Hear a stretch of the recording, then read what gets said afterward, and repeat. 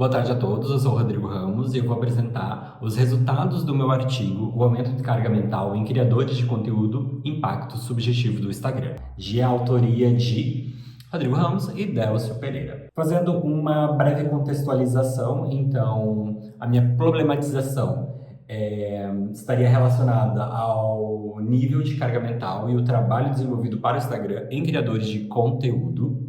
Este estudo teve como objetivo, então, analisar o esforço de carga mental em criadores de conteúdo.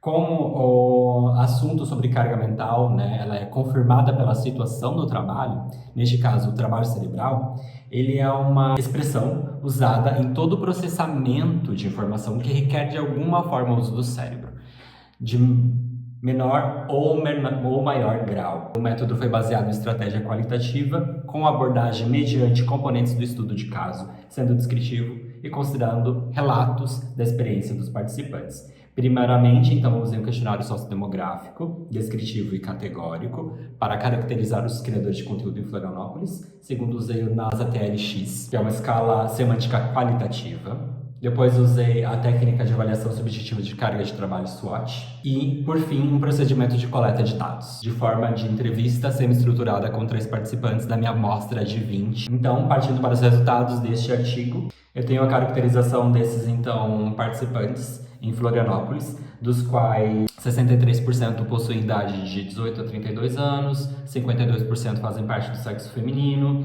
cerca de 21% deles desenvolve conteúdos para 5 contas no Instagram e apenas 21% deles têm condições ergonômicas no seu ambiente de trabalho. Os resultados da análise descritiva, então do NASA-TLX, a variável demanda física, como vocês podem ver no quadro, ela é representada pela menor média, com 5,250, e o menor desvio padrão em nível de frustração, com coeficiente de 3,33.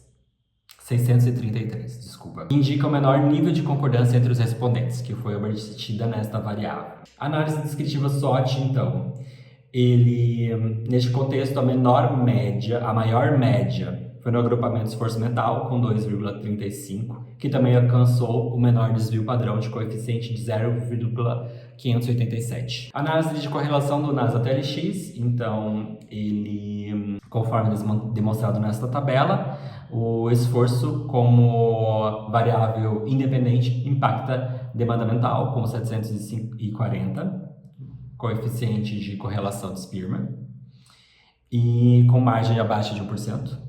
E em segundo, também em desempenho, com 623, também com menos de 1%.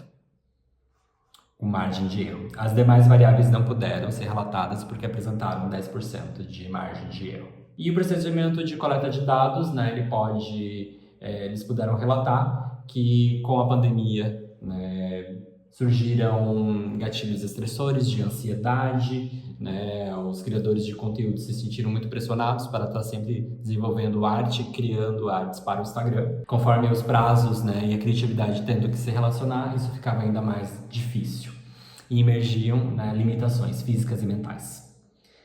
Então, partindo para a conclusão desse artigo, para as considerações, então, a problemática inicial da pesquisa, né, fez com que eu utilizasse o NASA-TLX e o SWOT para chegar à conclusão de que o esforço obteve maior média individual, tendo que, assim, ser feita uma ação intervencionista em demanda mental.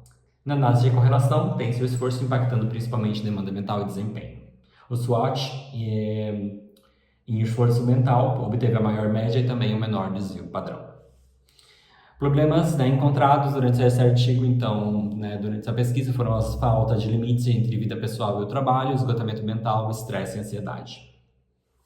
Pontos positivos: flexibilização dinâmica do trabalho. Pontos negativos: a falta de regulamentação e falta de um mobiliário ergonômico. Esse artigo pôde atingir o seu objetivo geral, que era analisar a relação do trabalho de criadores de conteúdo e esforço de carga mental causado pelo uso do Instagram como uma ferramenta de trabalho.